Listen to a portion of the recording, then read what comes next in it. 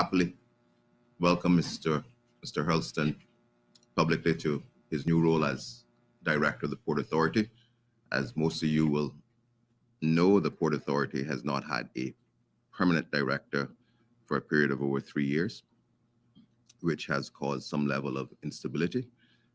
When the board was appointed in late last year, we decided to do an assessment. We went through a recruitment process, and it was determined to take a bit of a break from the actual recruitment before actually getting a director in place, because the board wanted to assess the deficiencies, what was most important to the board, because that would obviously play an important role in making the decision in terms of the selection, because there was a field of strong candidates at that stage, which we've done.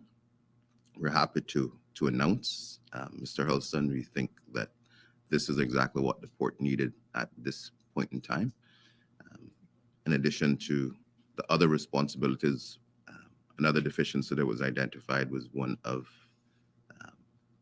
human resources. The port is quite a large organization in terms of human resources, and for over 3 years, they were operating without a HR manager. So one of the first tasks that Mr. Hurlston has been given from the board standpoint is looking at organizational structure and addressing those deficiencies.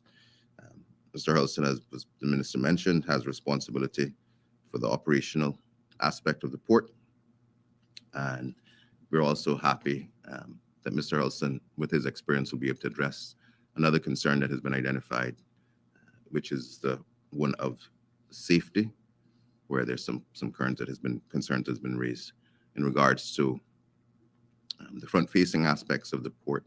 We're also happy to announce that the board has initiated 3 subcommittees.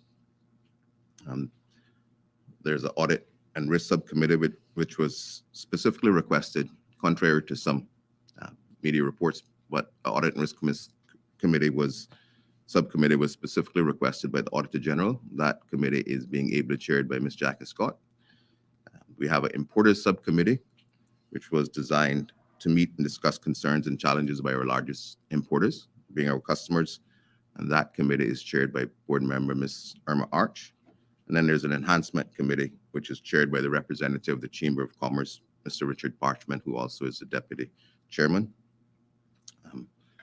We are excited, and we look forward to the board working together with the ministry and Mr. Hurlston on initiatives to improve the port's efficiency, financial stability, and customer service, while also ensuring a safe, healthy, and pleasant operational environment for the staff and clients of the Port Authority. As the minister said, others have stepped up in various capacities to ensure that the port has continued to function efficiently, and we thank them for their service, as well as all the other members of staff. Thank you very much, Mr. Glidden. We now go to the new Port Authority Director, Mr. Paul Hurlston. Good morning, everyone. I will keep my remarks brief, as I'm known to do. I'm sure there'll be other opportunities in the future for the Honourable Minister and the board to expound on what has taken place, the good things at the port. But I must say it is indeed a privilege to once again be the Port Authority's Port Director. As the Minister said, I was there for 14 years before, and before that I was the Deputy Director for 9 years, and before that I was the Government Auditor in charge of the port, so I have a pretty long history with the Port Authority. I am looking forward to working for the board. We already had a meeting, and by extension with the Minister, the Chief Officer in charge of the port.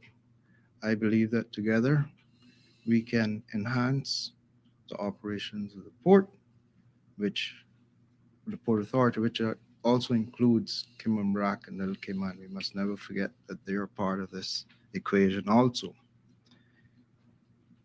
In the short time I've been back, I've been, amongst other things, reaching out on a personal basis to staff, which is so important.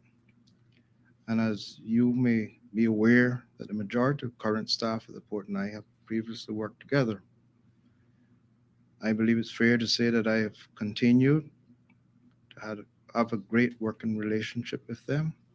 Thus, the transition back has so far been quite smooth. In closing, I would like to thank everyone, especially the port staff, which is 100% Caymanian, for their dedication, and I will endeavor to always do my best under the guidance of the ministry and the board. Thank you so much. Thank you very much, Mr. Hurlston. We're now going to take questions from members of the media, starting with Mr. Ralph Lewis from the Caymanian Times. And again, these questions that are first being asked are related to the port announcement. Good morning, gentlemen of the panel, and congratulations to Mr. Hurlston. My questions are fairly brief today for this segment, but with, the chair mentioned some issues with staffing. Mr. Hurlston, do you foresee a significant increase in the staff at the port in the near future? My answer to that would be that there are positions that are vacant now for a number of reasons. We've had, unfortunately, people who have left us permanently in terms of passing on.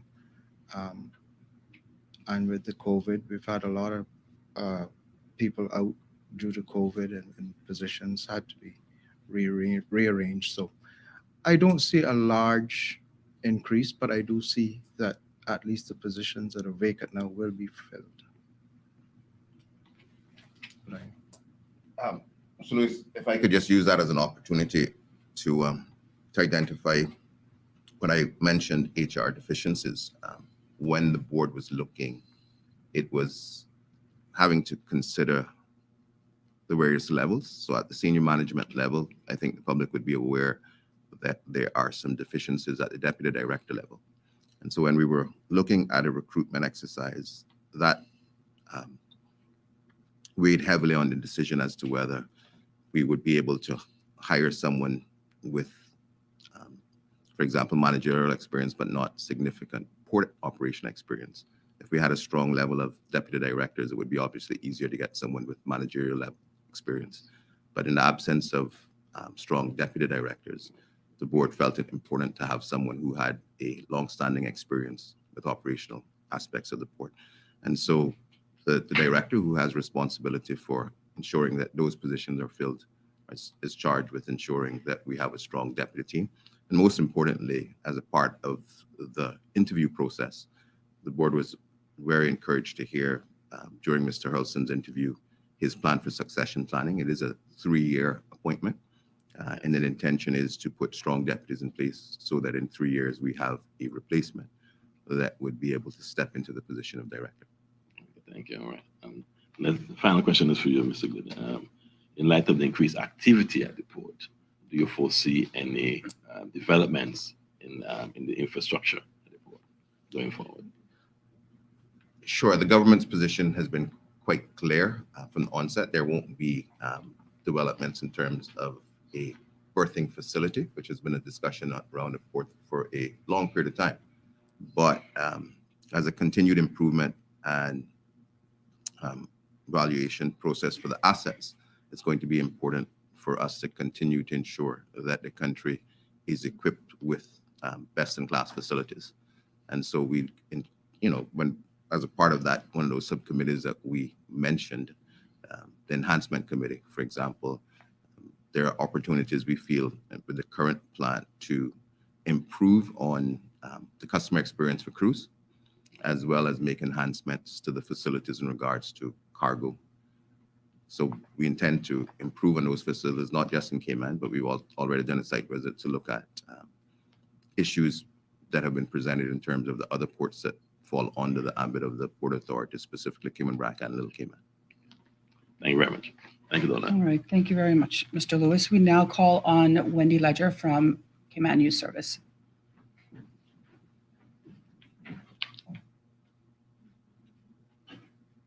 I might have some follow-up questions.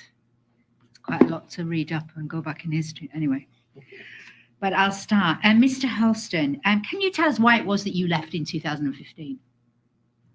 You've always said you weren't fired, so I will defer that question perhaps to Chief Yeah, Officer.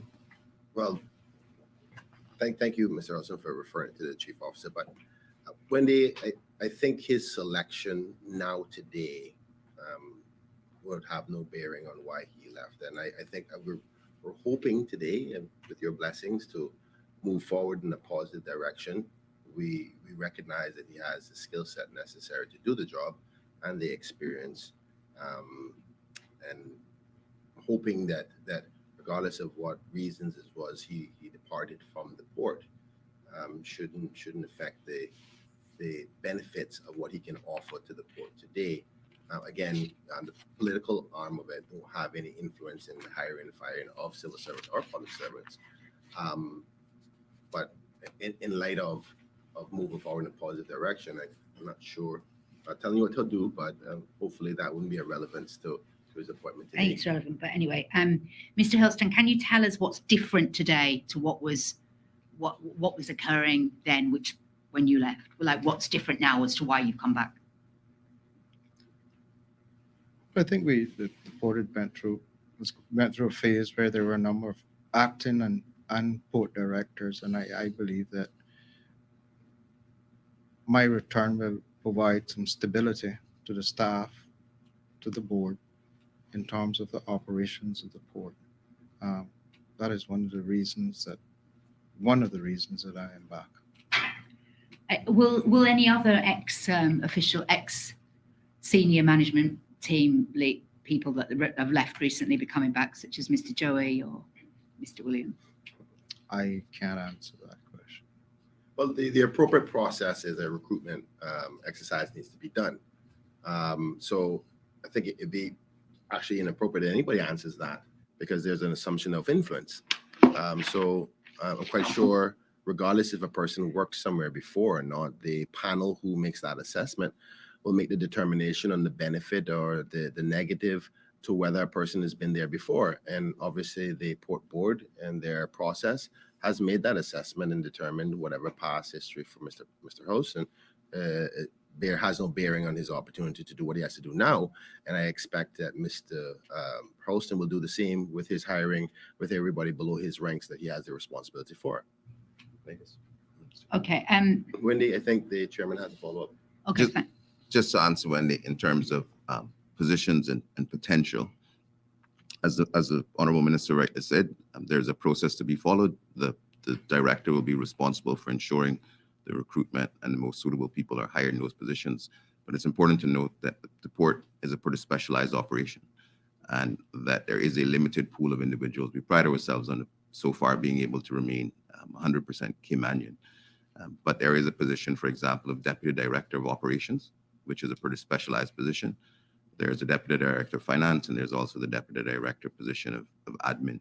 As those positions are advertised, we don't know who will be applying for those. We hope that the most suitable candidates that the country has to offer will apply, and that the process will determine if they're selected or not. There's been a lot of sort of lower down the ranks. There's been an awful lot of unrest at the port for quite some time. It's not a new thing. With I mean, do we think it is to do with the fact that there just isn't enough staff, and that the port does need to recruit a lot more people at the bottom level, like the actual people that do the work?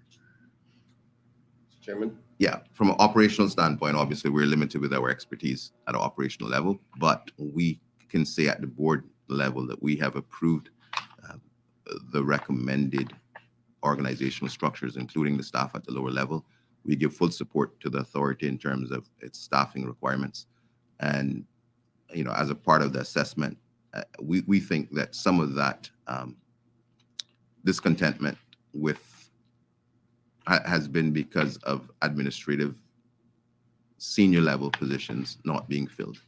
For an organization to have the number of, you know, close to 170 staff members without a strong HR department, without a deputy director with responsibility, obviously that's a significant concern for the board. And we think that addressing that area will address a lot of the staffing concerns that have existed. Wendy? Just final question now, really about infrastructure. I couldn't hear very well what you were saying. Obviously, we're all agreed that the cruise berthing facilities are off the board, even though you were a big supporter. Can we just clarify what you mean by enhancing the customer cruise experience, and what does that mean for cargo? Like, are we going to have to build a new cargo port so that we can import even more stuff to put in the landfill, or are we going to try and live with what we've got and not build any more?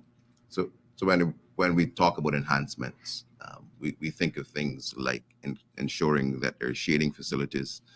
We've always seen the long lines of our guests, ensuring that the guest experience as a premier tourist destination remains, that the first and last impression that is given of Cayman is going to be a positive one.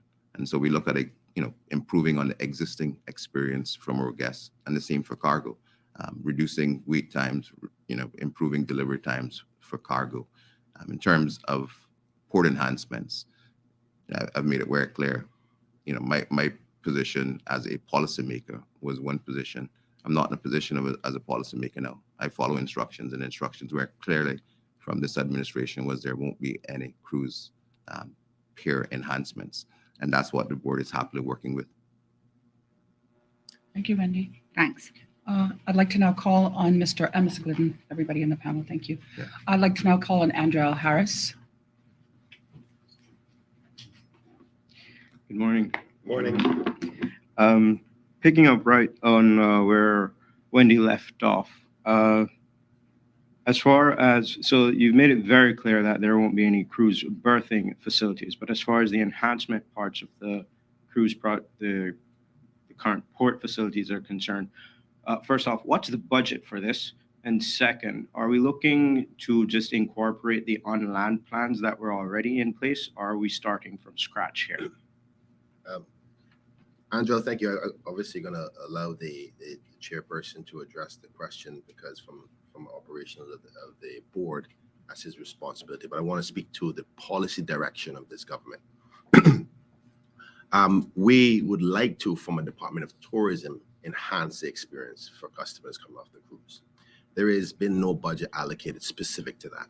What I would expect from the chairman and his board members is to assess what ways we can improve that for the cruise passengers, and come back to me as minister to go back to my colleagues and my premier and say, listen, this is the X amount of money that we need to do so. And the reason I say about the financing is because we recognize we're coming out of a pandemic, and the financing at the port isn't what it once was in respect to numbers. But happy to say that that is improving. While they do that assessment, working with the necessary technocrats and some members of the cruise industry to help with giving ideas on how to improve that. By the time that conclusion is done, then we can collectively together as the stakeholders decide what we can do within the budget that is available to us. So there has been no specific project or set of plans or set of monies for it, but it's the government's commitment to improve that when the finances are available. And just to pick up on that point, I think that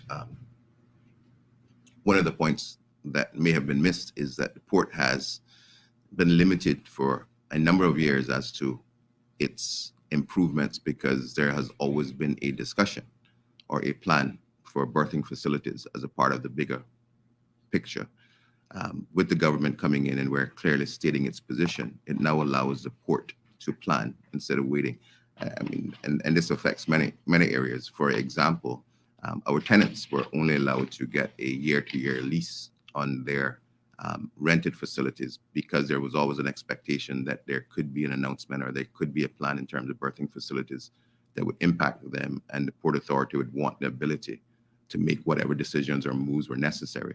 With having a clear plan for at least the next 4 to 5 years from a term standpoint, from a policy position, now the port can look at longer term plans. So when we look at enhancements, things simple as shading, there has been proposals made to the port before that that there are private sector partners. Specifically, the Chamber of Commerce has expressed an intention of working with the port in terms of providing shading, and maybe it can be paid for through advertising, right?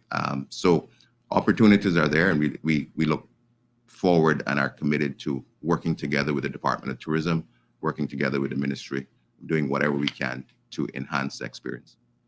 Thank you. If I might, a quick follow-up. What's the timeline for not just the enhancement committee's review, but the other two subcommittee reviews? No timeline. It's an ongoing review. We see there always as being a need for, well, obviously it was identified in the Auditor General's report as to having the importance of having a audit and risk committee. The importers committee is specifically designed to ensure that our importers, our largest clients, appreciate the port as being a customer-driven entity. And so when they're having their concerns about delays in delivery of products, we have inclement weather concerns. We wanted to make sure that our largest clients have access directly to the decision makers of the port, and that'll continue for ongoing. And the enhancement committee is the same. We will always be looking at opportunities to enhance the facilities of the port and ensure an ever improving guest facility and experience.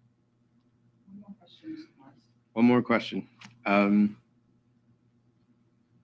Hurlston, welcome back to the hot chair, I suppose. I've met with several members of your staff across the years, several of whom say the problems they face are systemic and have been in place for decades on end, which arguably means problems that were under your leadership. What's new this time? What's going to stop, or what assurances can you provide your staff and the general public at large that when you know that you're at the helm again, it won't be a repeat but a prolonged and continued set of problems? When you say that there's systemic problems that have been there for decades, if you're more specific with it, I could give you an answer. But like I said, I'm working with staff on a daily basis. My office door is always open. I am willing to talk to staff. And I think that's one of the greatest things that we can do is communications. So I will try my best. If there are problems, they can come to me, and I'll do my best to deal with them. But Angela, I want to thank you so much for that last question. But I would like to close off your question by saying that there are some differences today than there was then before, which is there's a different board, a different time, and a different government, which has a different policy direction. I don't think it's important to rehash what was happening then, because there could be a number of reasons why that wasn't successful. But I want to say for the record that some of the best times at the Port Authority was under the realm of Mr. Hurlston. 14 years is a long time, and the port has been one of the authorities that have been very successful. Is it perfect? No, it isn't. But I think combined with the government's policy direction, combined with the leadership of the chairman and the board members, along with the experience of Mr. Hurlston and a commitment to get things changed, the port will go in the right direction. So I thank you for concluding your questions there. not a question. Just to clarify, Mr. Hurlston, by systemic, the issues they were speaking about were things which included a lack of training, HR-related matters, and complete lack of confidence in upper management. Thank you, Mr. Harris. All right, now we'll go back to the Honorable Kenneth Bryan for his next announcement. Are we going to leave out Ms. Shanda? She didn't have any questions. Oh, she didn't have any questions No, in the sir. port? Oh, what a kind lady. First, before I go on to the next subject, I want to publicly thank all the board members and the chairman and Mr. Hurlston in this new direction for the port. But it's now time to move on to some very exciting news. With that being, the time being of the essence, I would like now to move on quickly to provide the latest update regarding Cayman Airways service to Los Angeles. I am pleased to confirm that Cayman Airways has received approval from the United States Department of Transport to operate a non-stop service between Grand Cayman and LAX Airport. While news about the proposed route has been reported in the media, there are a few updates that I think is important for the public to be aware of. But first, I would like to say a few words about the thinking behind why this flight is necessary and the benefits it is anticipated to provide for our wonderful islands, both from a tourism and business perspective. The first obvious question is, why now? And why do we need to fly to Los Angeles? The answer is a pretty simple one. Our tourism industry is in the recovery phase following the pandemic. Although air arrivals are trending in the right direction, increasing month after month, there is still a long way to get back to pre-pandemic levels. There is no question that a direct service between Grand Cayman and Los Angeles shouldn't present a lucrative opportunity for Cayman Airways and the Cayman Islands to increase stayover visitation, that I'm sure of, as well as it being highly anticipated, particularly by the tourism and business communities. This service marks the achievement of an important milestone.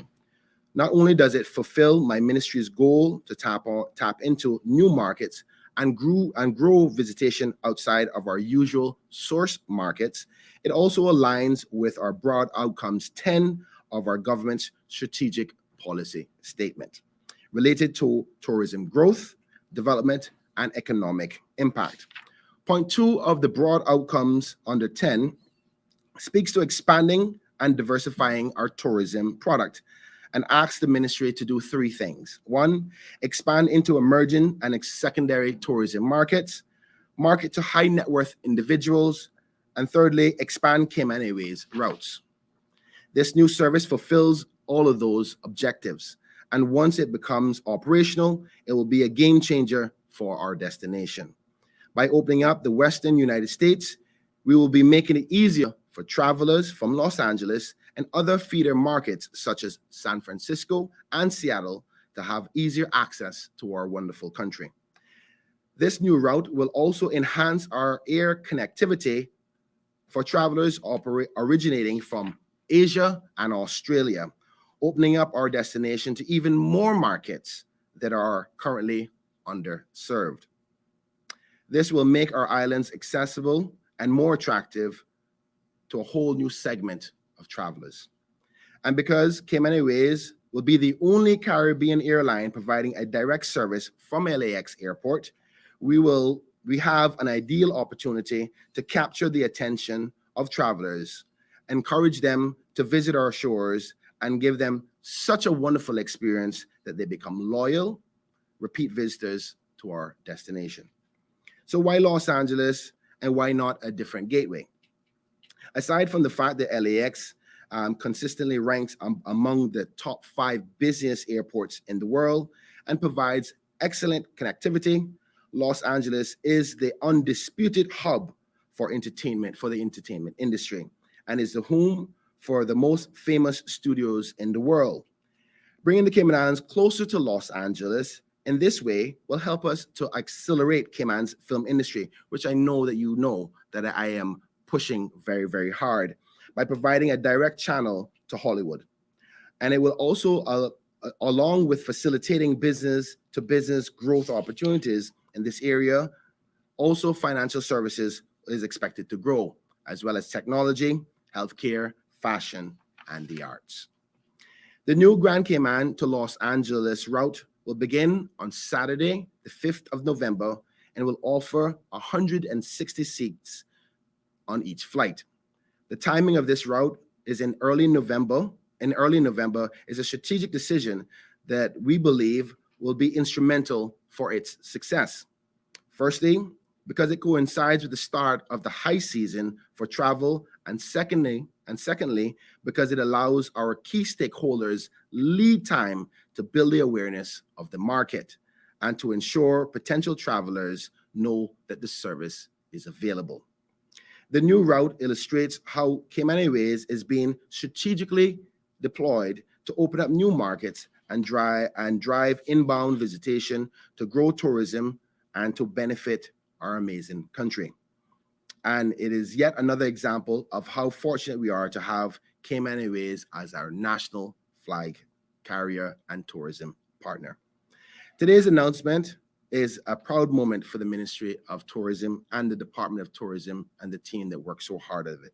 And I'm sure it's also a positive day for Cayman Airways, the leadership staff, and all the board members.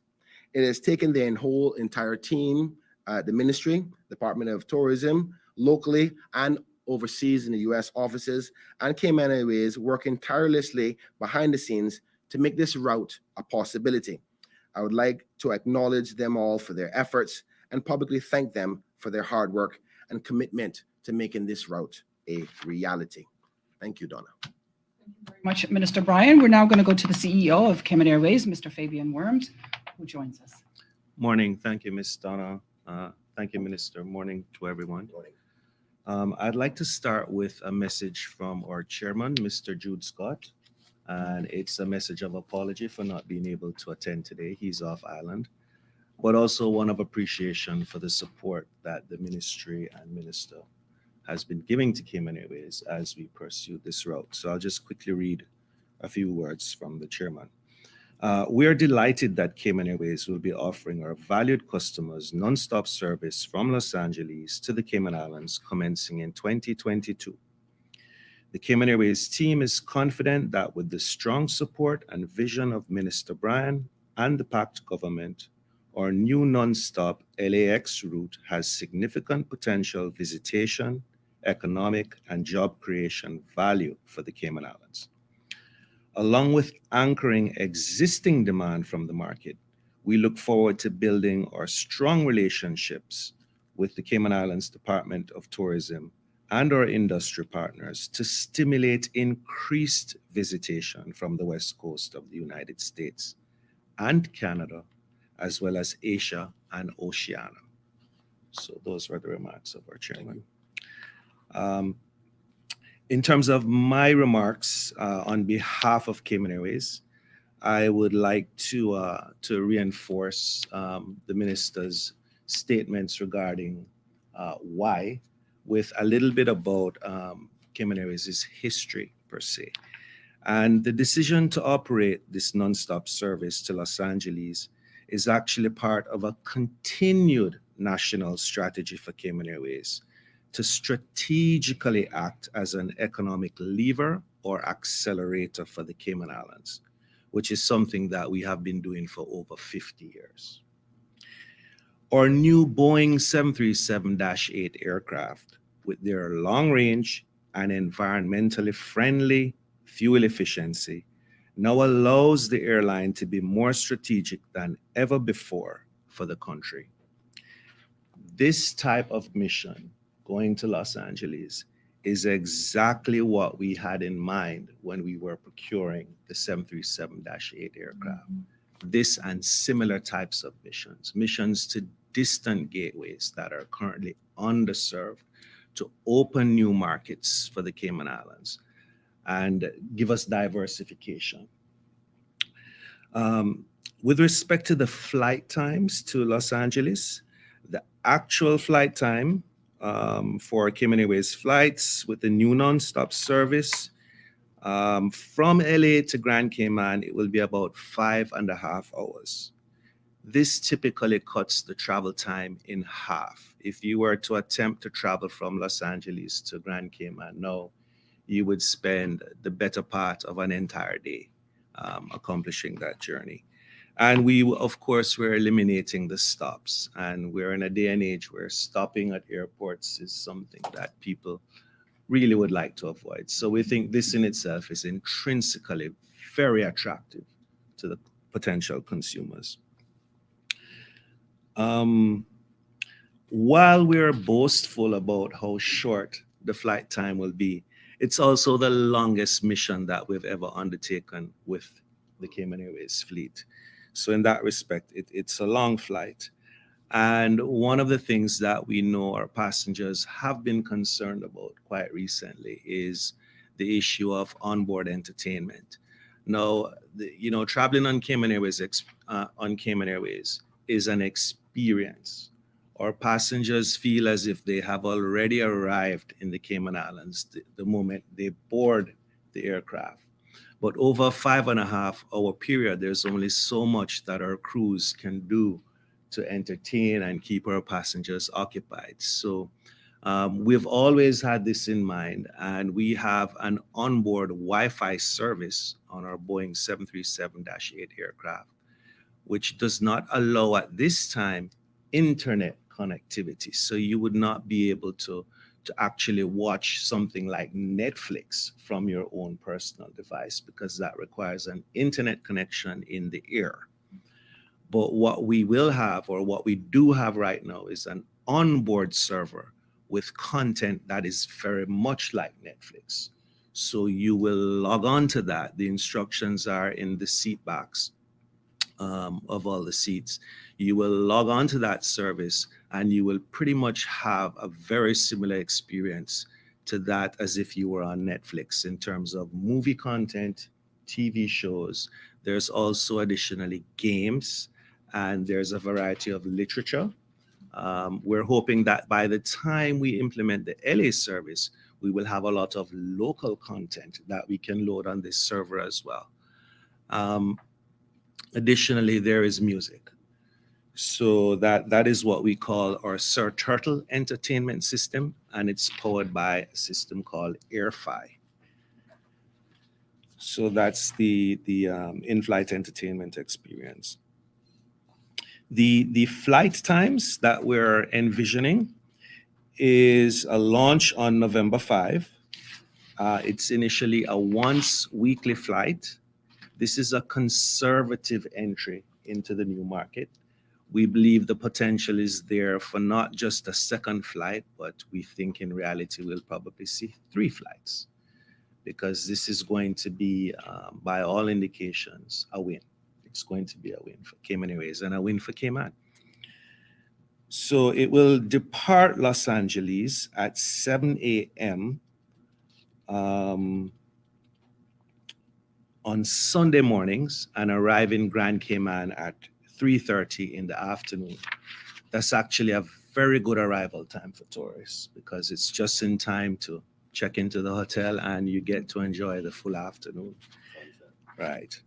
Cayman Sunsets. That's actually a part of our own internal marketing program. We're bringing Sunset Boulevard to Cayman Island Sunsets. The departure from Grand Cayman will be on Saturdays, and the flight will leave at 3:45 p.m. and arrive in Los Angeles at 7 p.m., which are good, comfortable times. A 3:45 departure from Cayman works well for a tourist as well, with checkout time being midday. So this is going to be very convenient. So the cycle is we will leave Cayman on Saturdays. The aircraft will overnight in Los Angeles, leave Los Angeles early on Sunday morning, and get into Cayman for the afternoon. Again, to a tourist, I can imagine this would sound extremely attractive, because there's no way on the same day of travel with connections to get here could you even enjoy any portion of the day. So this should be a win. There are approximately 8,000 visitors that visited the Cayman Islands from the LA, Southern California region in 2019. And one of the things we're trying to do as a country is get back to 2019 and surpass the 2019 levels. So using those 8,000 passengers as a benchmark, and using our Denver experience when we launched Denver, which was our first foray into a distant route that was previously unserved with direct service. When we did that, what we saw is that there was an increase in visitation in the first year, which was almost a doubling. It had a doubling effect. So if we're conservative and we project that with 8,000 traditional visitors, if we even look for a 50% increase in visitation, that would be a 4,000 count increase in visitors. And if you were to use a notional number of a $4,000 US spend per passenger as the initial direct economic impact, so we're speaking about what they would be spending on food, hotel accommodations, and of course there's a spin-off with the occupation tax, their airfares, all of what it costs for the initial spend. If you look at 4,000 passengers times $4,000, for New York as an example, we have very precise numbers that we use, and it's actually 5. So using 4 for LA is conservative. But you're talking about $16 million of a year just by operating one flight. So the economic impact is going to be quite significant. If we can increase that to 2 or 3 flights, then we're really starting to have a really, really significant economic impact. So we want to bear that in mind. In addition to the new route being obviously attractive for leisure visitors, which is the traditional tourists, it's also expected to provide economic growth opportunities by connecting businesses that are operating in the Western United States with businesses that are operating in Cayman. And there's already a very strong connection with businesses, particularly in the financial services sector. And there's a growing connection to do with the tech industry and film in particular. In recent years, there's been a lot of activity in Cayman to do with filmmaking. And of course, as the minister mentioned earlier, Los Angeles is the hub for that industry. So we see a lot of synergies. We see a lot of things coming together in this route. It's not just the typical leisure tourist. It's the business traveler for financial services. It's the tech industry. There's a bit of even health, believe it or not, that's in it. The private sector here in Cayman, whether it be the Chamber of Commerce, the health service providers, Enterprise City, the Film Commission, everybody is completely excited about this, and their outreach to their counterparts within the Western United States, California, Los Angeles in particular, has indicated a very strong and great reception to the notion that we'll be having a direct flight. So we wanted to share that as well.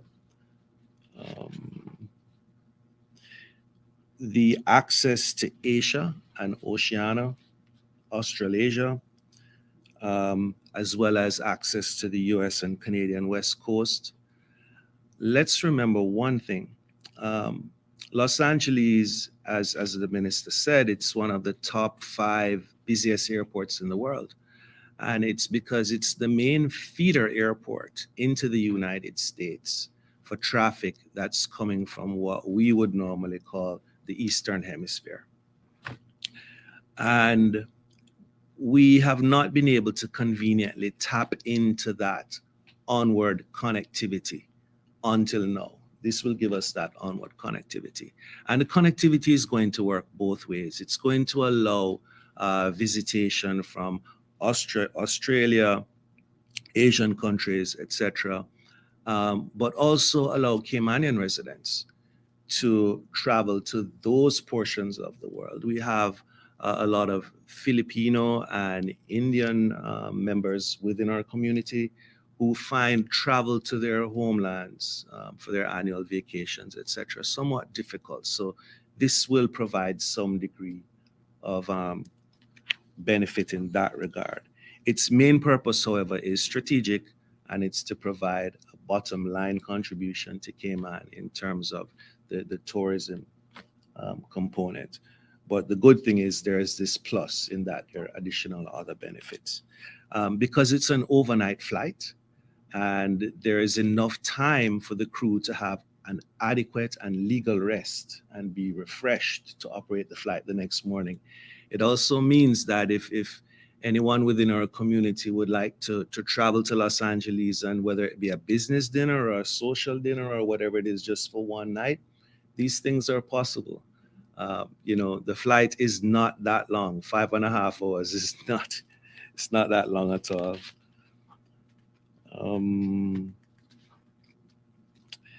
We're working tirelessly behind the scenes with a variety of industry partners. So I don't want to leave them out. This is actually a very collaborative effort to launch this route, and a lot is going to come together by the time we do start the launch. But we're working very closely with the majority of hotels. We're working closely with the Sister Islands and the Cayman Islands Tourism Association. We're working with the Chamber of Commerce. We're working with the Film Commission. We're working with the Ministry of Industry and Commerce, because they're proponents of growing new business, whether it be tech. We're working with people like Enterprise City, and of course, the Department of Tourism. There's a lot in store between now and November 5, which will include things like what we call a super farm trip, where we're going to be bringing travel agents and other key personnel from Los Angeles to actually visit Cayman so that they can assist in making the promotion successful from that end. So we thank the Department of Tourism for their hard work in that regard as well. Minister, I think that just about sums it all up. I would like to end with our slogan, "Those who fly us love us." We're an extension of the Cayman Islands, and we consider ourselves to be the island's #1 brand ambassador. So when that tail arrives at any airport, it grabs a lot of attention. It's now very well known, wherever that tail goes, people now know that is Cayman Airways. So we are making a mark in the world. And it would be of no value if we're making the mark and not reaping the benefits. So we're looking forward after LA to doing more of this type of expansion. It would be in keeping with the PACT government's policy, and we're up for it. Thank you so much. Thank you very much, Mr. Worms. We're now going to go to members of the media. We'll begin with Shanda Gallego from Radio Cayman. Hi, pleasant good afternoon, or sorry, good morning to each and every one of you. Mr. Worms, could you please... Shanda, please go ahead again with your question. Please accept my apologies. We're having a lot of feedback from our broadcast. Mr. Worms, my question really is regarding the introductory cost to this service. The airfares? As well as when it will go on sale, yes. Yes. Okay. We still have a few I's to dot and T's to cross to have all of our regulatory approvals in place. The main and most important approval was U.S. Department of Transportation approval, but we still have Federal Aviation Authority approval to obtain. And until that is done, we're not actually allowed to market or promote fares. What I can say is that we will be going into the market with fares that are going to be very competitive and attractive. The notion of a direct service by itself normally attracts a premium. We're just interested in filling the seats at this point and doing it where we don't lose money. So we're going to be as fair and as competitive as we can be as we launch the service. I anticipate that before the end of this month, we will have our flights loaded and ready for sale. And I ask that everyone keep tuned to our website, where we will be on our social media platforms, where we will be announcing whatever promotions we may be having with respect to pricing. Any further questions, Okay. Shanda? Yes, I do. Thank you, Donna. Mr. Worms, do you have any knowledge on business class seats they'll be offered out of the 160? Yes, the aircraft are equipped with 16 business class seats and 148 economy seats. So that would be the typical offering on every single flight. Mr. Worms, Okay, and one last question. Those seats, sorry, Shanda, those seats are powered with. Yes, our aircraft were delivered to us with the business class seats having power to power your devices, whether it be your laptop or your cell phone or something in between. In the back of the cabin, unfortunately, when acquiring the aircraft, the cost of that option was prohibitive for us. And what we decided to do was wait and see and hope that by the time we had the aircraft, there would be lower cost solutions in the market. So there are some lower cost solutions in the market now, and we are working to see if we can have power in the seats before we start the service in November. That may be a bit of a tall order. But again, with a 5.5-hour flight, with careful planning on the part of passengers, if you charge your device, everybody has a device that typically can last the 6-hour duration of the flight. That's not to say that we don't want to be competitive with the other airlines that do have in-seat power. But the reality is we can't afford to have everything that we would possibly like at times. So we're also looking into the possibility of maybe as promotional items, we will be carrying on board what many of us are accustomed to using now anyway, which is portable battery packs. And they will be promotional items. We're exploring purchasing them in bulk so that a passenger that does need some power, we may be able to assist. With all of that said, we are still working to try and have the aircraft equipped with power though by that time. At least one or two of the fleet, if not the whole fleet. Okay, thank you, Mr. Worms. And one Yeah. last question from me. Did you mention anything about the food and beverage service in flight? Or food and beverage service know that most, or if not all, COVID restrictions have been lifted, meaning no masks on board. Our food and beverage service is right back to what it used to be. It's fully normal at this time. One of the reasons our food and beverage service was curtailed recently, even with issues like, our passengers were saying, where is the rum punch? So the rum punch is something that it's made from different ingredients and it requires human interaction to actually mix it. And one of the things we were trying to do while we were in the pandemic phase was to have as sterile an environment and as hygienic an environment as possible.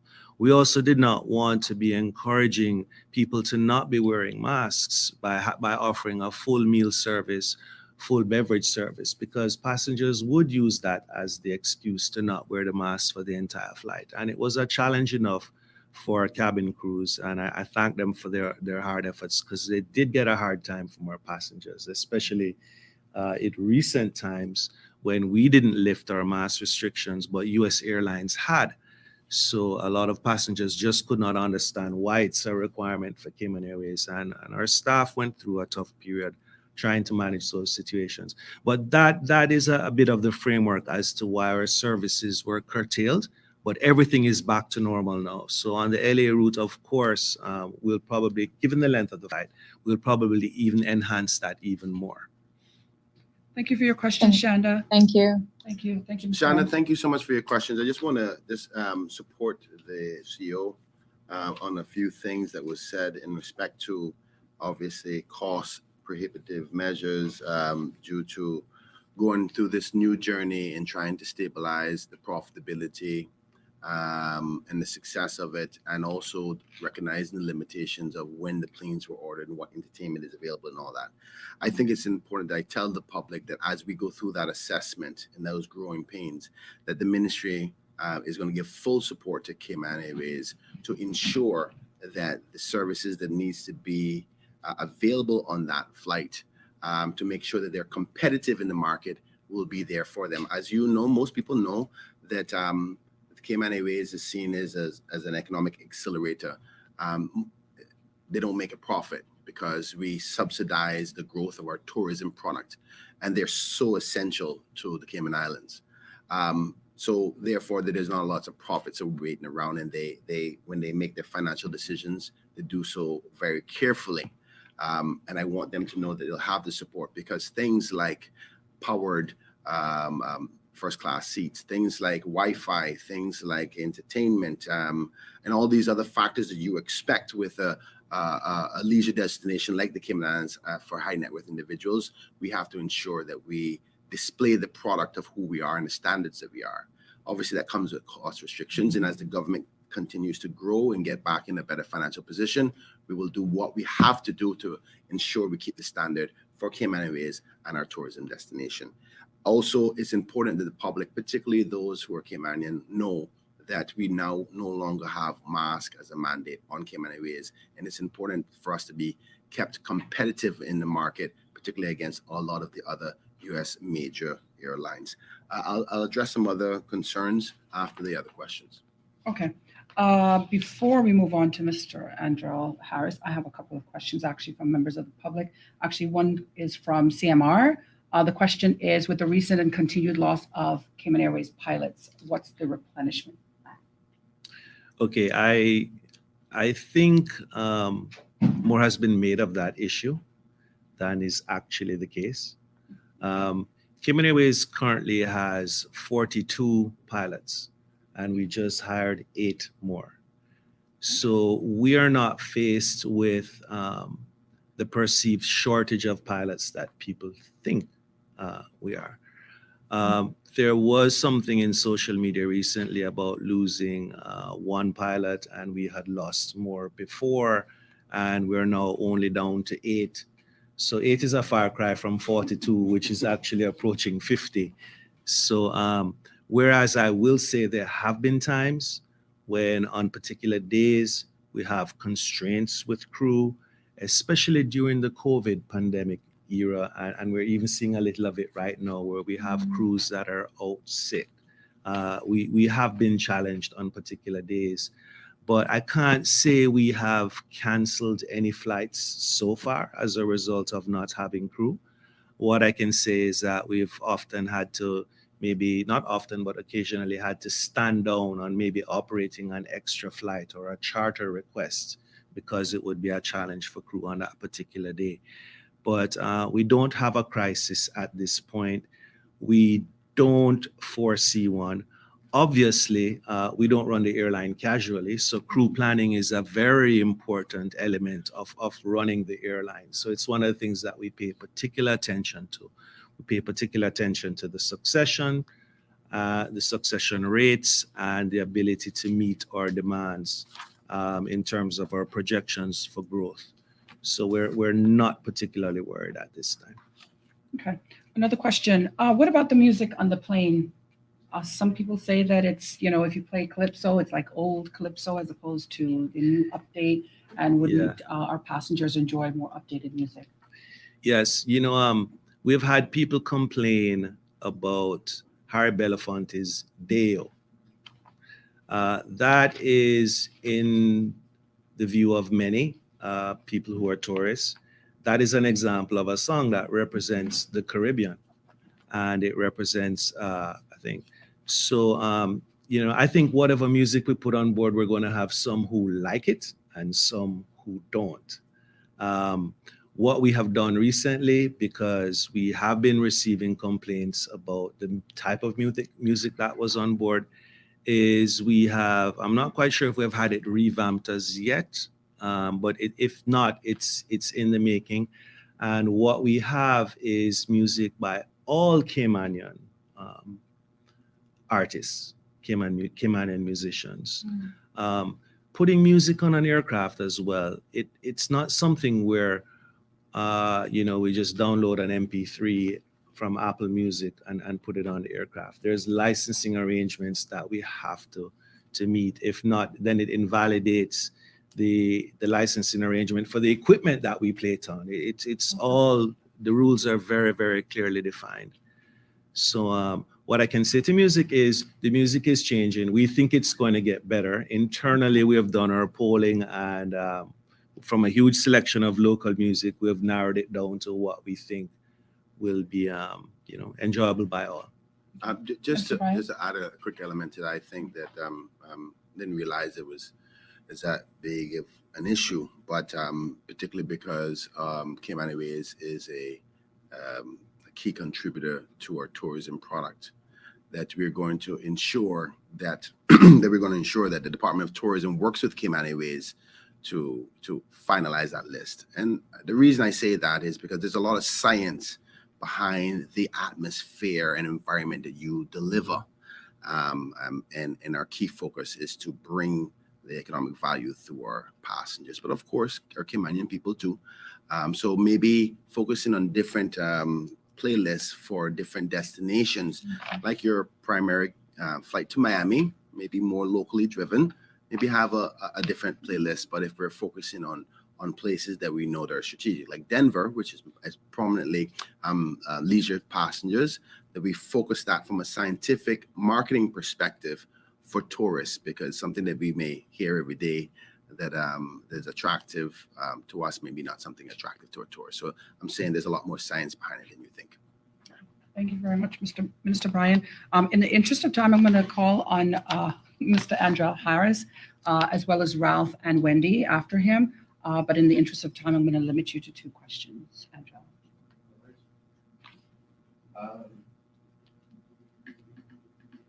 My first question is to Mr. Worms. When we opened the Western gateways, shortly thereafter, there was the issue of the Boeing 737 MAX 8, now Dash 8, swiftly after which we then ran into the COVID scenarios. So the Western gateways have never truly been tested to see the viability on a long-term basis. Given that in mind, what are the plans to, I should also ask, how many gateways are we operating, and will the Western gateways take away from what we currently have on the books? Okay, you spoke about the Western gateways prior to the introduced just prior to the grounding of the 737 MAXs and the pandemic. Well, specifically, you're speaking about one gateway, which is Denver. And we've actually had enough of an experience with Denver. We actually did operate it now with the 737-300. We had to curtail the loads at times. But we did still see a growth in that market. I think the numbers went from 12,000 to more like 20,000 passengers per year because of the incremental number of seats that we added. So we have that data. It's not fair to say that we were not able to see how the passenger performance would have happened. What we didn't have was the ability to use the 737-8s and capitalize on the fuel efficiency and be able to carry a full load of 160 passengers versus curtailing our loads to maybe 90 on an aircraft that could only carry 122. So we're in a much better situation now, but in a known sort of environment where we know exactly what's there.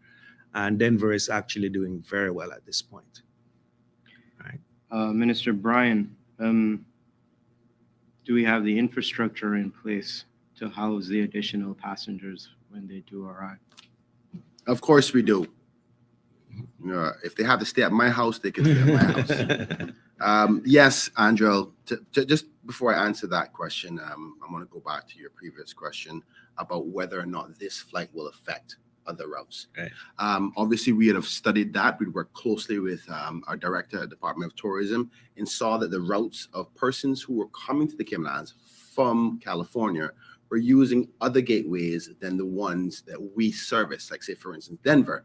They weren't going California, Denver, Cayman, because then we would just be hurting the Denver route.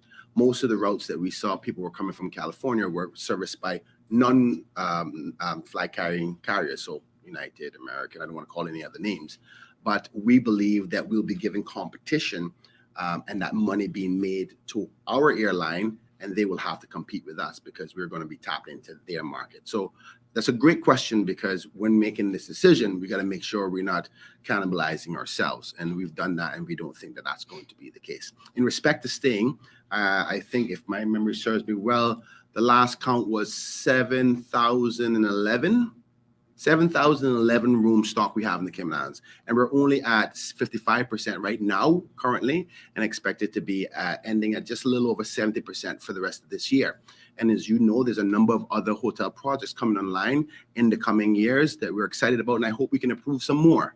So once this becomes successful, and then we move from 1 flight a week to 2 flights a week to potentially 3 flights a week, that we'll be able to announce that there's more room stock. And as you know, the bed and breakfast and the Airbnb is constantly growing, which caused a bit of a housing problem to some degree. But I'm certain that with the potential profitability available with that service, that we will have no problem in respect to room stock. I'll leave it there. Thank you. Okay, thank you very much, Andrell. Now, Mr. Ralph Lewis from Caymanian Times. Good afternoon, gentlemen. Good afternoon, Mr. Afternoon. Worms. Two short questions. Is this new route going to be a seasonal one or year-round? We're anticipating year-round. And the final question is, can your fleet accommodate all these new improvements? Absolutely. And that the 4 MAX 8 and the 4 737-8s Absolutely. and the others. Absolutely. It can easily accommodate what we're doing with LA.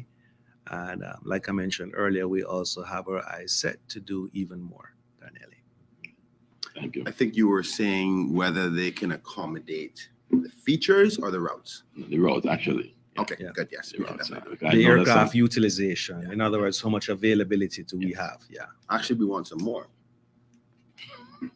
Some more roads or airplanes. planes. Yes. All right, Thank you, Mr. Donna. Lewis. Now I'll call on Wendy from CNS. My bestest, buddy.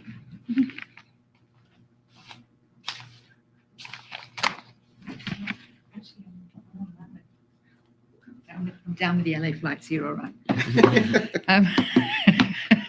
Just one thing, and I think it was a reader actually that brought this one up, so I think I'm going to ask it first because it's a good question. Obviously, the Department of Tourism helps you guys because it's not free to open a new route. You're going to be spending a fair amount of cash, and I mean, it would be nice if you could tell us how much you're spending on it, but you're going to be spending a lot, and I know the DOT helps with the promotion. But given that this is LA, the kind of people that are coming are going to be staying in some of these fancy hoop-de-doop hotels that we have. So are they going to help chip in and cover some of the costs? Because remember, it's public money that pays for Cayman Airways, and I don't feel it's right that my taxpayers' money pays for the Ritz to get some really rich people to go stay there. Do you get me? Yes. So to answer your question, very, very good question. Yes, and they are going to play their part and invest in this exercise, in this journey that we're going to go on. But I want to clarify your point there when you said the people who are going to be traveling on the NetX are only going to be the people who can afford it. No, and I didn't say only, but are likely to be. Likely to be. And I think that recognizing what the CEO said about there's different types of categories of persons that we're going to be targeting. Particularly, we have a very large population of Filipino nationals here in the country. And they may be helping service that because that will shorten their journey by almost a whole day. It takes them about 2 days to get to the Philippines. If they use this route, it'd be a lot shorter. But to say that those who are in the industry, particularly that of the tourism industry, I'm pleased to say, and unfortunately he's not here today, but I want to congratulate the president for CITA, Mr. Mark Langevin, for partnering with the ministry and Department of Tourism and Cayman Airways on this exercise. It is really sad that he's not here because there's so much credit should be given to him for brokering the ability to do this. So for example, without giving you figures exactly, they will be assisting with the FAM trip. FAM is familiarization trip, where we're going to bring agents from across the West Coast, travel agents, agent bookers for your plans. They're going to be coming here, getting the experience. That's one trip we're going to do, and they're going to be helping us with accommodations in respect to that. We're going to have a separate trip to go to Los Angeles to launch the flight, where part we're going to entertain persons over there, bringing awareness to it.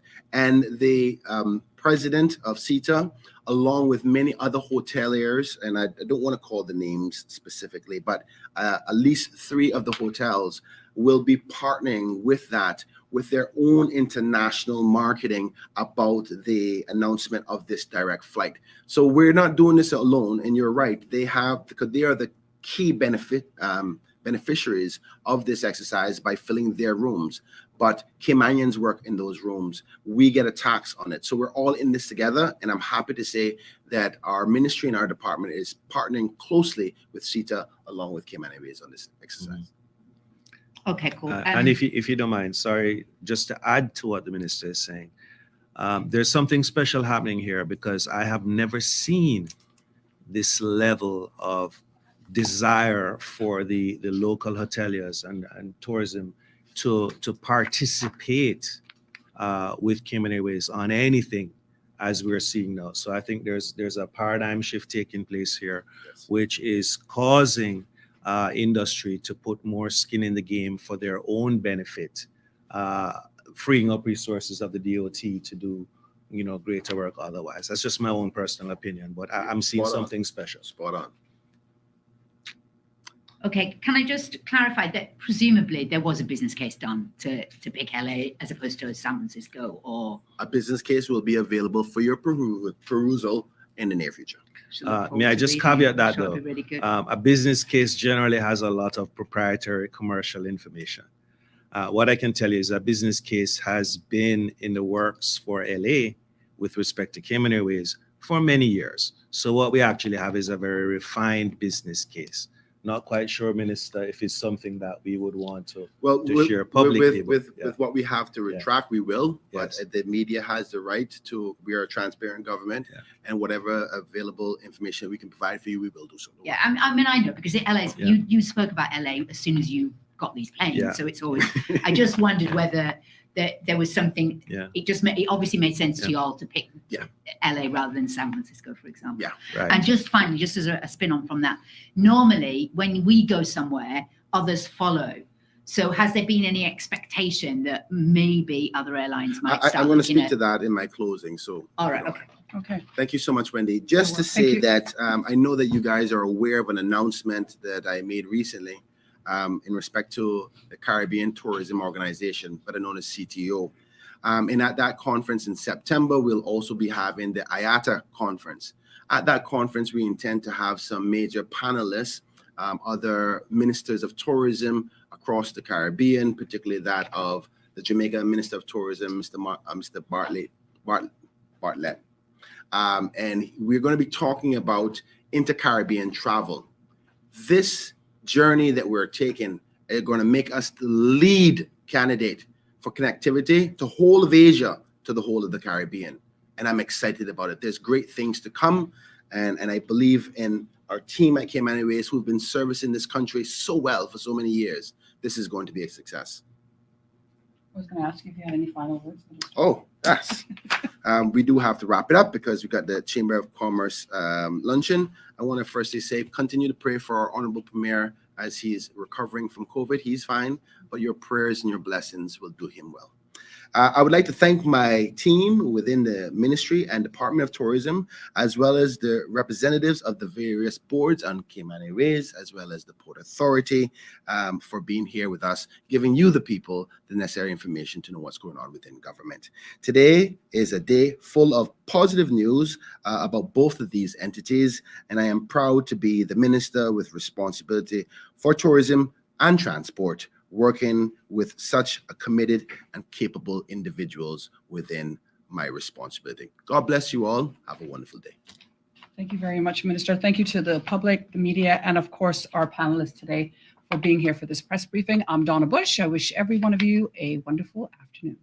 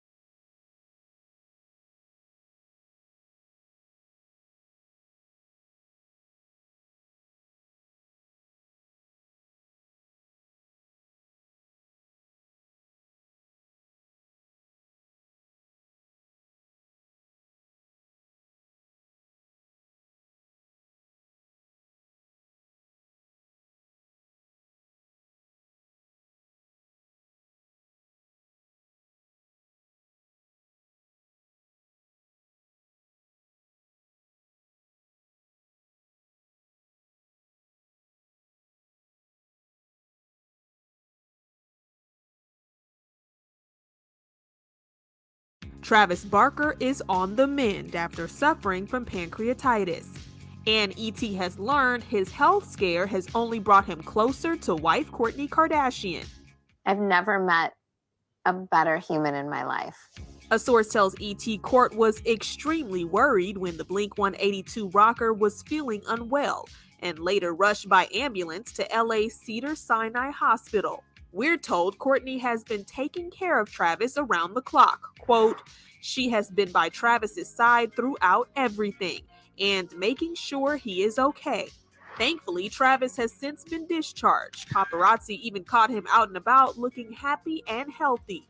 Here he is bumping fists with a friend as he returned to the recording studio Tuesday in Calabasas. No doubt that the punk rock drummer has missed making music, and we can't wait to hear what he cooks up next. Yeah, I can't wait. Just a day before his studio sesh, Travis hit the beach with Courtney and her kids Penelope and Rain Disick for some rest and relaxation to cap off the July 4th weekend. According to our ET source, quote, Travis has been trying to take it easy and rest so that he can get back to his best healthy self soon. Travis and Courtney spoke out to update fans on the scary episode, both confirming that Travis's medical emergency was life-threatening. And Courtney wasn't the only one worried. And we love Travis. We're told the entire Kardashian-Jenner family was really scared after finding out Travis's diagnosis. But, quote, everyone is glad that Travis is on the mend now.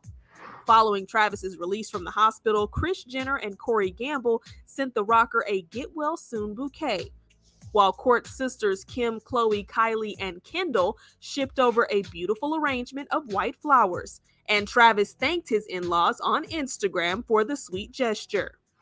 As Travis recovers, he's been leaning on his wife and kids for support. Travis is a really amazing father. It's one of the reasons that I fell in love with him. He is very, very patient. I think because we've all known each other, it does make it easier to blend our families. Like, it's all I could ever want. His daughters, Alabama and Atiana, thanked their followers for the outpouring of prayers and love for their dad.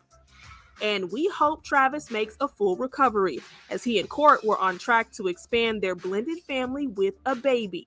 I love the idea of a blended family. I think that, the more kids, the merrier. And it's like more people to love. I am really close with Travis's kids, and I love them. And it's a beautiful thing.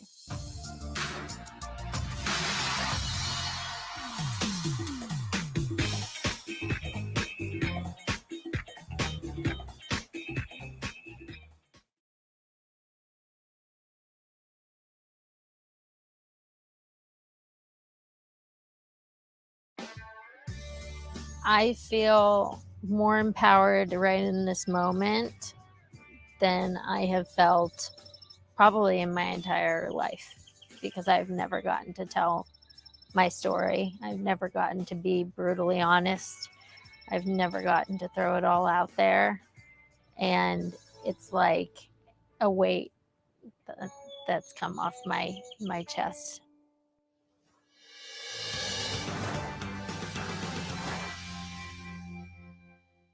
Who do you think baked this, Mom? I was an overachiever. I'm settling into my natural groove now.